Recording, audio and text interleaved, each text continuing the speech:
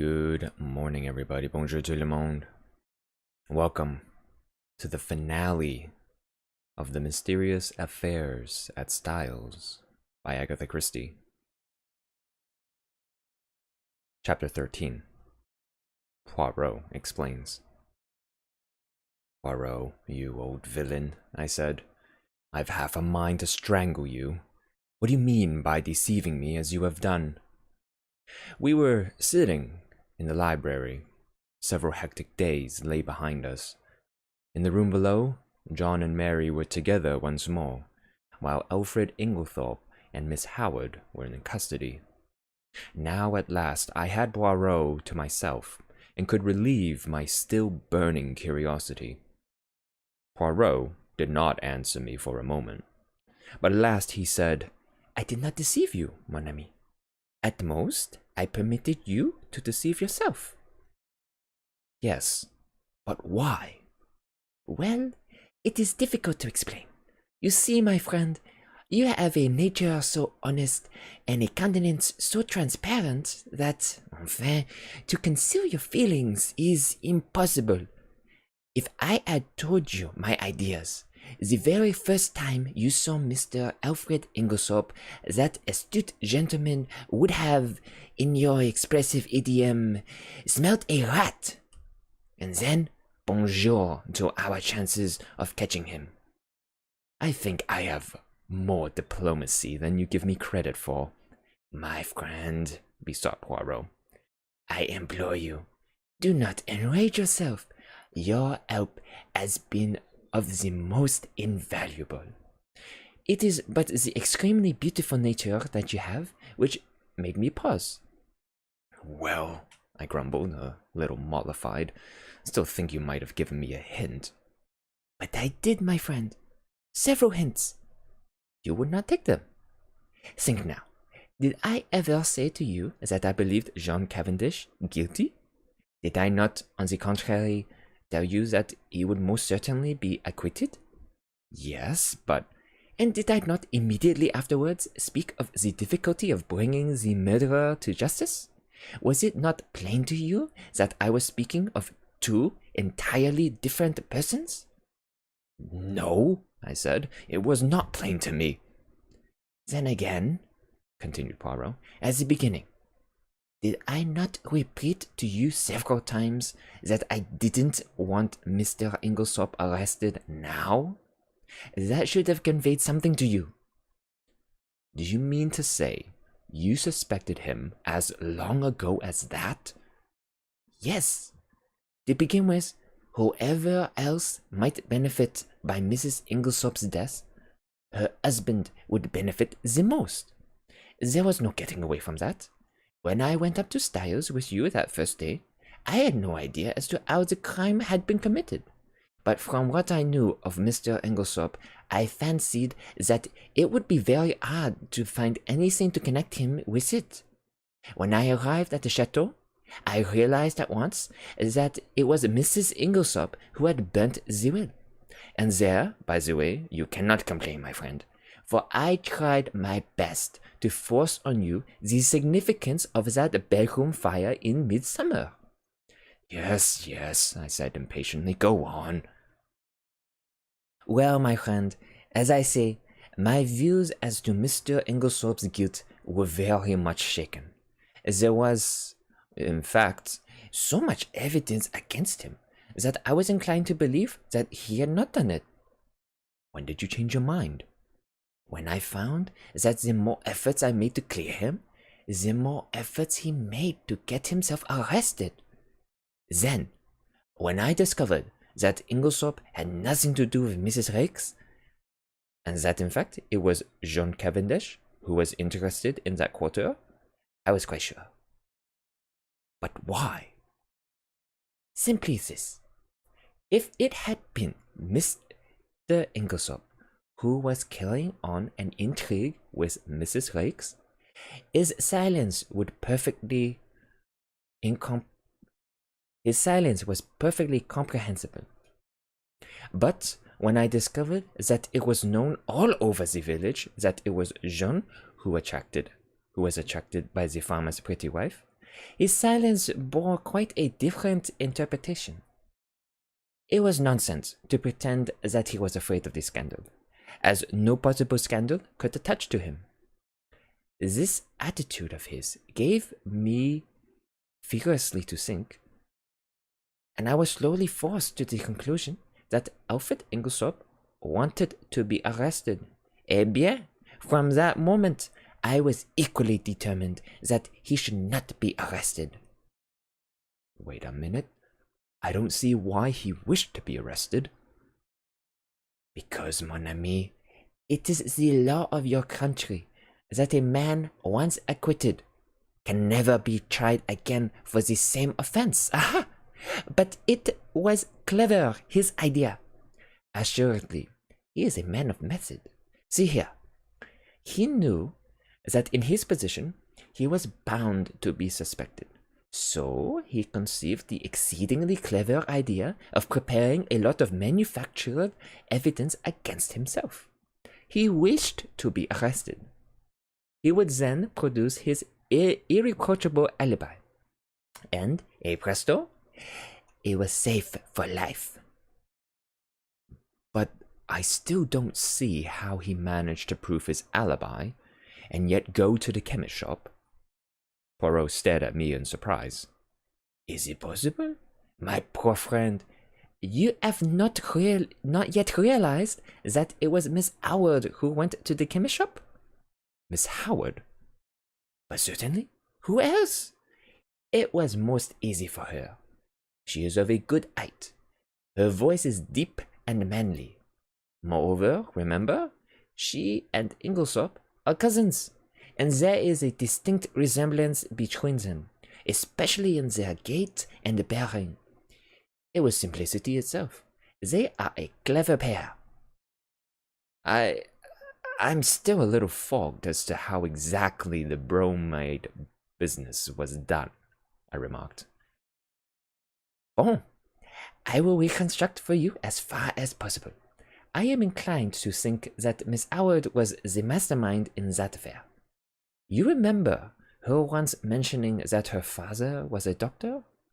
Possibly she dispensed his medicines for him. Or she may have taken the idea from one of the many books lying about when Mademoiselle Cynthia was studying for her exam. Anyway, she was familiar with the fact that the addition of a bromide to a mixture containing strychnine would cause the precipitation of the latter. Probably the idea came to her quite suddenly. Mrs. Inglesop had a box of bromide powders, which she occasionally took at night. What could be easier than quietly to dissolve one or more of those powders in Mrs. Inglesop's large-sized bottle of medicine when they came from Coutts? The risk is practically nil. The tragedy will not take place until nearly a fortnight later. If anyone has seen either of them touching the medicine, they will have forgotten it by that time.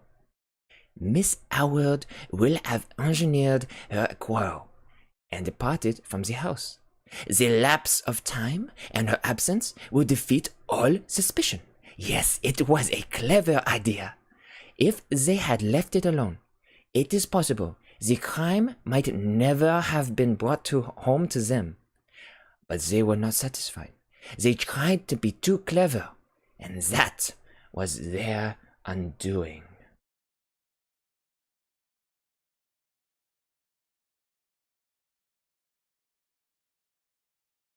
Poirot puffed at his tiny cigarette, his eyes fixed on the ceiling.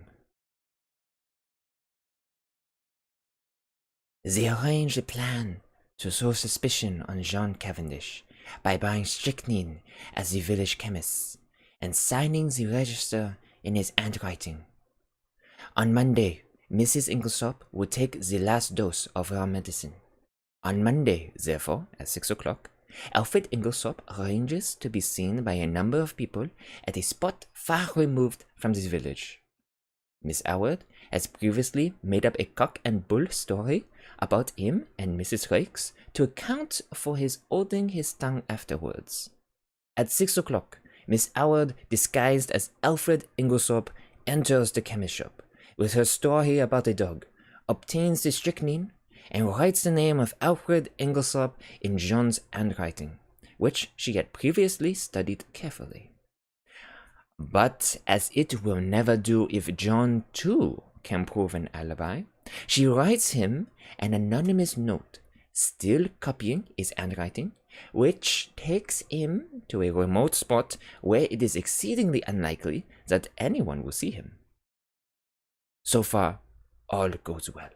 Miss Howard goes back to Midlingham. Alfred Inglesop returns his styles.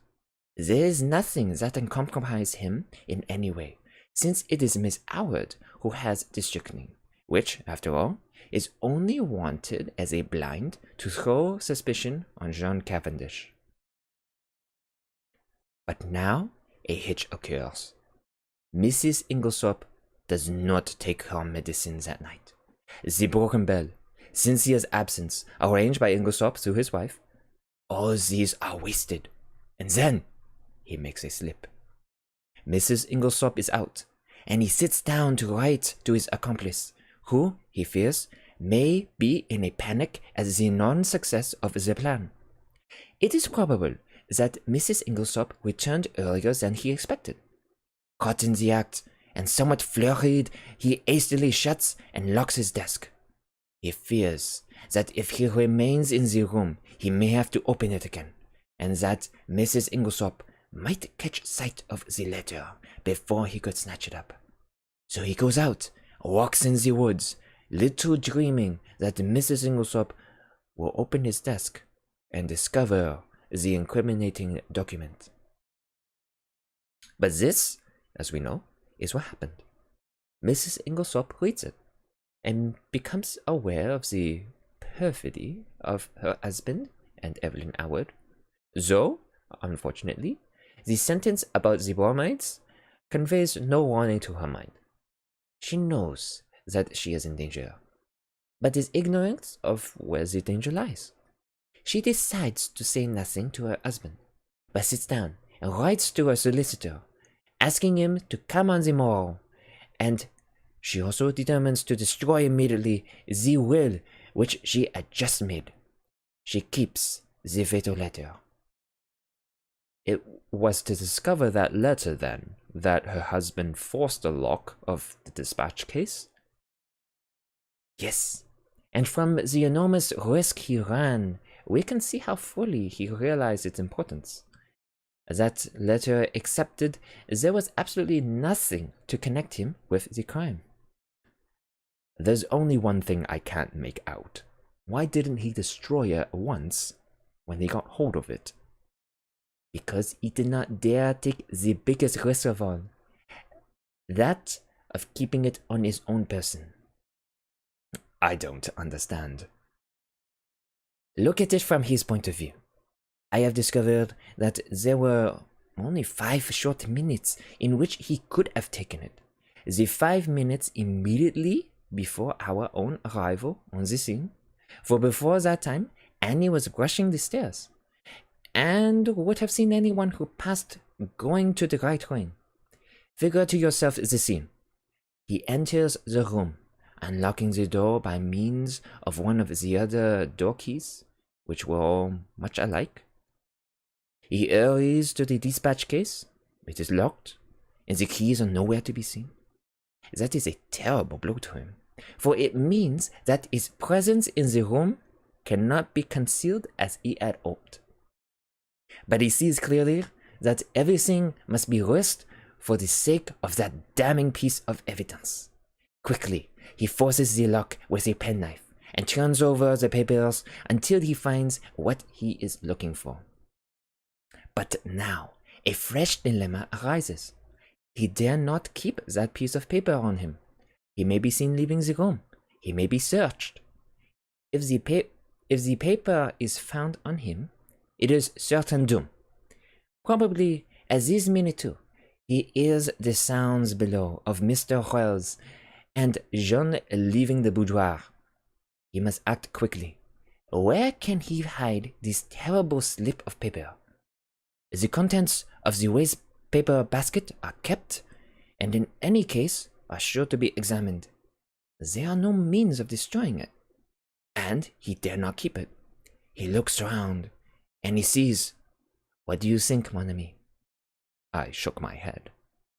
In a moment, he has torn the letter into long, thin strips, and rolling them into spills, he thrusts them hurriedly in amongst the other spills in the vase on the mantelpiece. I uttered an exclamation. No one would think of looking there, Poirot continued, and he will be able, at his leisure, to come back and destroy the solitary piece of evidence against him. Then, all the time, it was in the spill in Mrs. Inglethorpe's bedroom, under our very noses? I cried. Poirot nodded. Yes, my friend. That is where I discovered my last link. And I owe that very fortunate discovery to you. To me? Yes. Do you remember telling me that my hand shook as I was straightening the ornaments on the mantelpiece? Yes, but I don't see. No, but I saw. Do you know, my friend, I remembered that earlier that in the morning, when we had been there together, I had straightened all the objects on the mantelpiece. And if they were already straightened, there would be no need to straighten them again, unless, in the meantime, someone else had touched them. Dear me, I murmured. So that is the explanation of your extraordinary behavior. You rushed down to Styles and found it still there? Yes, and it was a race for time. But I still can't understand why Inglethorpe was such a fool as to leave it there when he had plenty of opportunity to destroy it. Ah, but he had no opportunity. I saw to that. You? Yes. Do you remember reproving me for taking the household into my confidence on the subject? Yes. Well, my friend, I saw there was just one chance. I was not sure then if Inglethorpe was the criminal or not.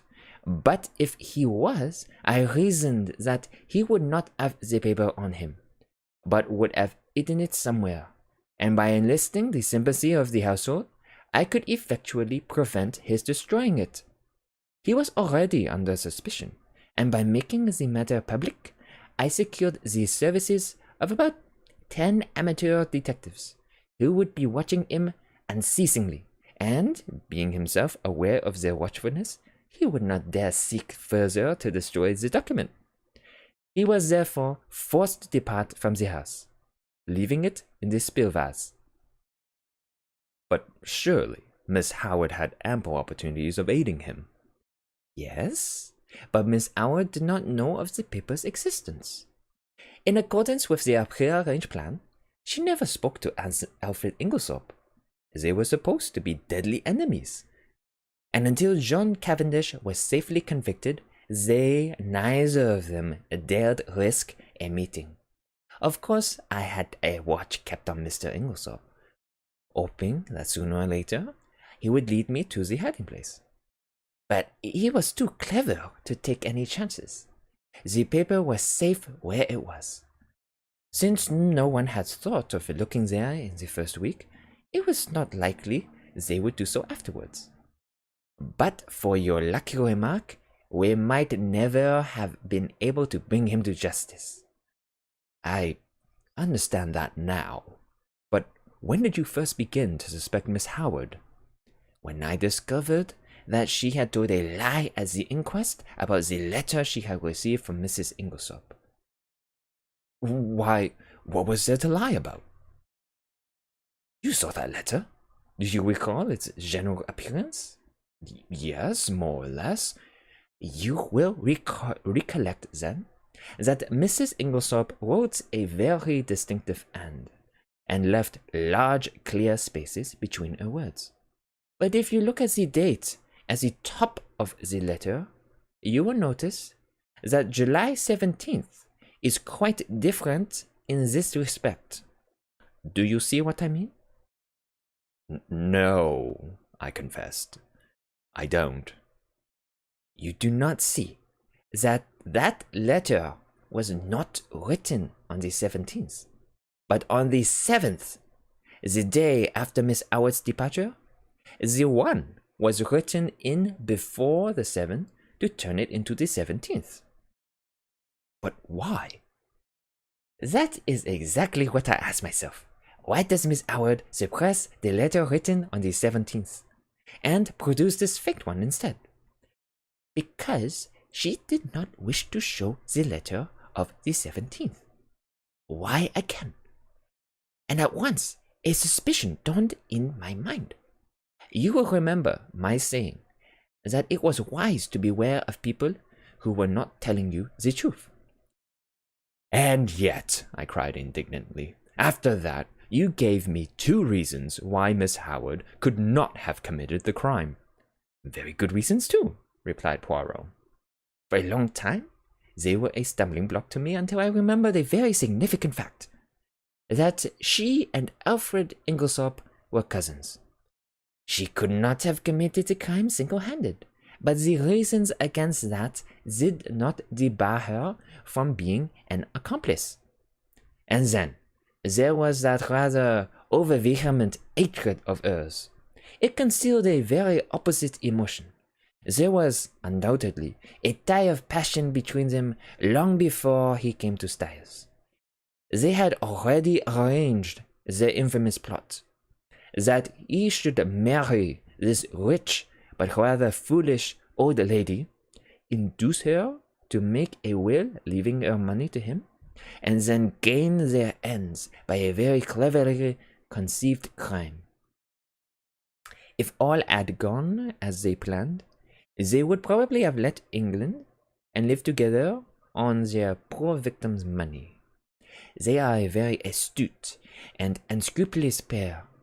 While suspicion was to be directed against him, she would be making quiet preparations for a very different denouement.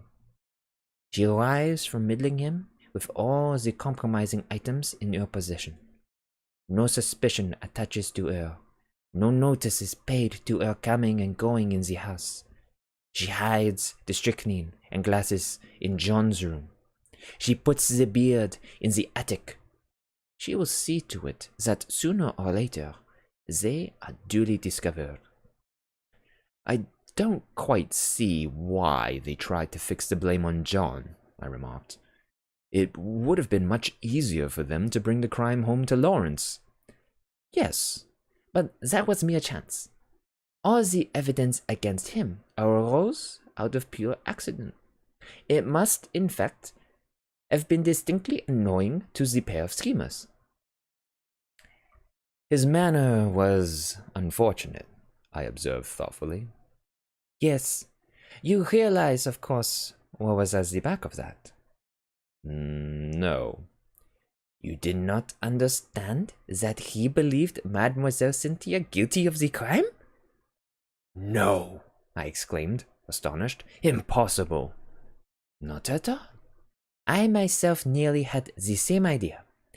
It was in my mind when I asked Mr. Wells that first question about the will. Then there were the bromide powders, which she had made up, and her clever male impersonations, as Dorcas recounted them to us.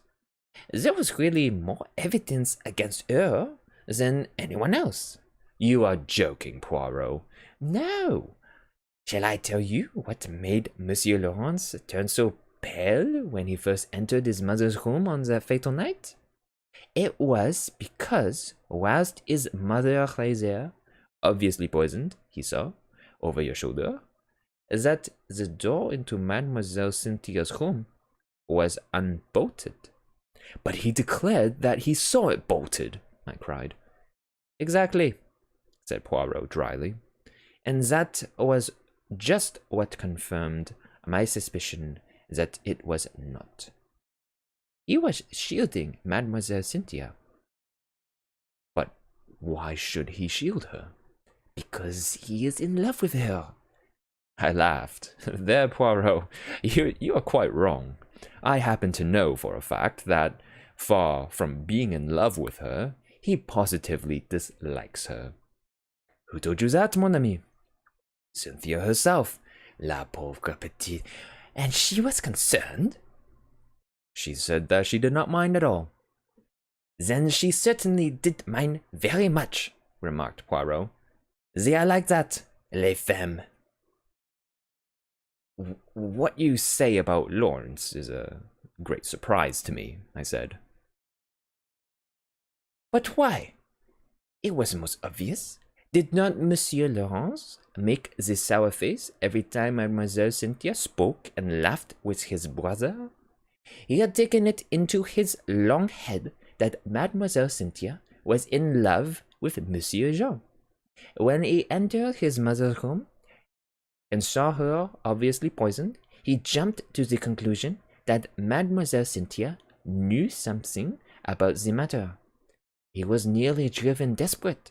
First, he crushed the coffee cup to powder under his feet, remembering that she had gone up with his mother the night before, and he determined that there should be no chance of testing its contents. Thenceforward, he strenuously and quite uselessly upheld the theory of death from natural causes. And what about the extra coffee cup? I was fairly certain that it was Mrs. Cavendish who had eaten it, but I had to make sure. Monsieur Lawrence did not know at all what I meant, but, on reflection, he came to the conclusion that if he could find an extra coffee cup anywhere, his lady love would be cleared of suspicion. And he was perfectly right. One thing more. What did Mrs. Inglethorpe mean by her dying words? They were, of course, an accusation against her husband. Dear me, Poirot, I said with a sigh. I think you have explained everything. I'm glad it has all ended so happily. Even John and his wife are reconciled. Thanks to me. How do you mean, thanks to you? My dear friend, do you not realize that it was simply and solely the trial which has brought them together again? That John Cavendish still loved his wife, I was convinced. Also, that she was equally in love with him. But they had drifted very far apart. It all arose from a misunderstanding. She married him without love. He knew it. He is a sensitive man in his way. He would not force himself upon her if she did not want him. And, as he withdrew, her love awoke.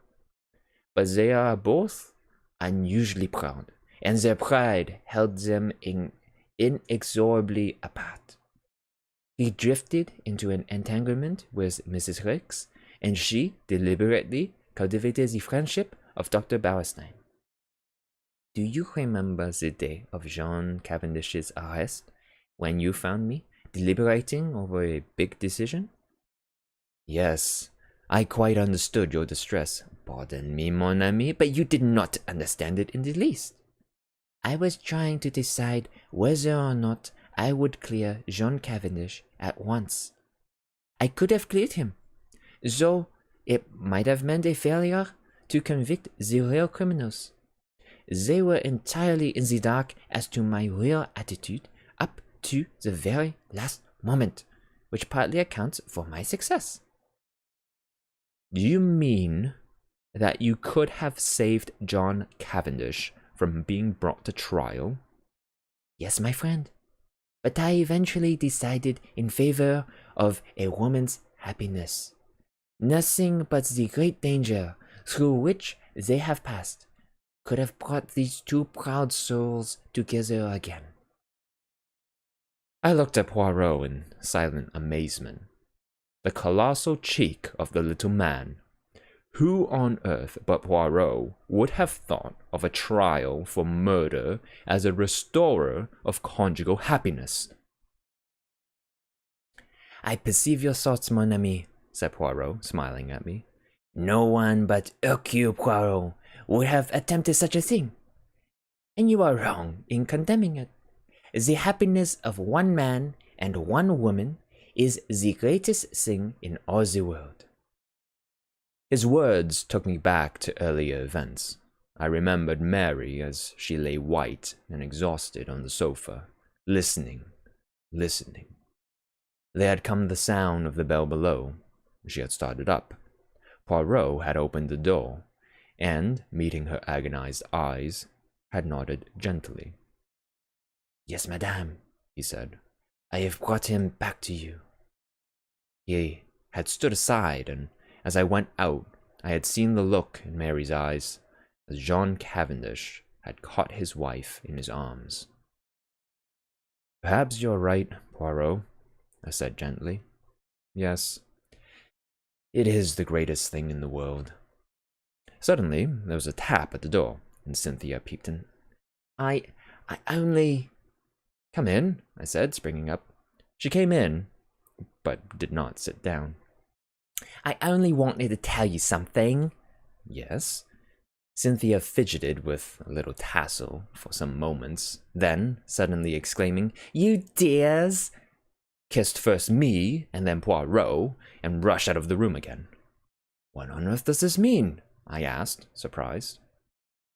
It's very nice to be kissed by Cynthia, but the publicity of the salute rather impaired the pleasure.